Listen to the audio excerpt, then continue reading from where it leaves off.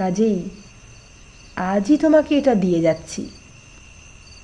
তোমার বিশ্বস্ত দু একজন বন্ধুকে নিয়ে আজ সকালেই সূর্য ওঠবার আগে তুমি এখান থেকে চলে যাবে, নইলে তুমিও বাঁচবে না। আমি তার কথা মতো আমার 3জন বিশ্বস্ত বন্ধুকে নিয়ে বেরিয়ে পড়লাম। পথে পরের দিনের খবরের কাগজে দেখলাম বিমান রায় নামে এক ভদ্রলোকের আশ্চর্যভাবে মৃত্যুর সংবাদ। আমরা ম্যাপটা দেখে দেখে এই পাহাড়ি জায়গায় এসে পড়ি। তারপর একটা ছোট পাহাড়ের ওপরে একটা নির্জন হোটেল বেছে নিই, বেরিয়ে পড়ি গুপ্তধনের সন্ধানে। বলেই সুজন খানিকটা দম নিল। আমি অবাক হয়ে শুনতে লাগলাম। পরদিন ওই দূরে যে ভাঙা বৌদ্ধ মন্দিরটা দেখতে পাচ্ছেন, ওটার উদ্দেশ্যে রওনা হলাম। পাহাড়ের মজাই হচ্ছে পাহাড়কে সামনে থেকে যত কাছে আছে মনে হবে, তাতে উঠতে গেলে দেখবে দূরত্ব অনেক বেশি বেড়ে গেছে।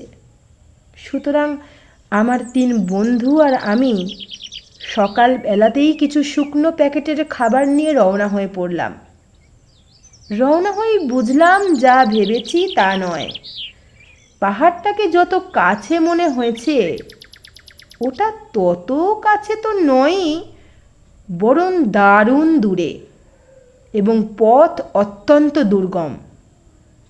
কিন্তু আপনি হয়তো জানেন না, আমার জেদ ভয়ানক বেশি। যদি কিছু আমি করব ভাবি, তবে করেই ছাড়ব। সুতরাং দূরত্ব দেখে ভয় পেলে চলবে না।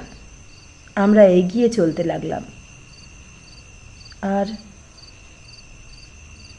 আর সুজনের মুখে চোখে যেন ভয়ের ছায়া পড়ল। সে মাঝে মাঝেই কেঁপে কেঁপে উঠতে লাগলো। পথটা সাংঘাতিক পেছল আর শ্যাওলা ধরা।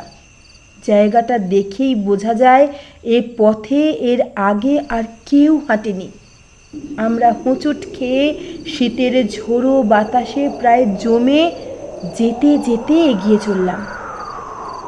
একটা কথা শুনুন, এটাই আশ্চর্য, আমরা যখন চলতে শুরু করলাম সঙ্গে সঙ্গেই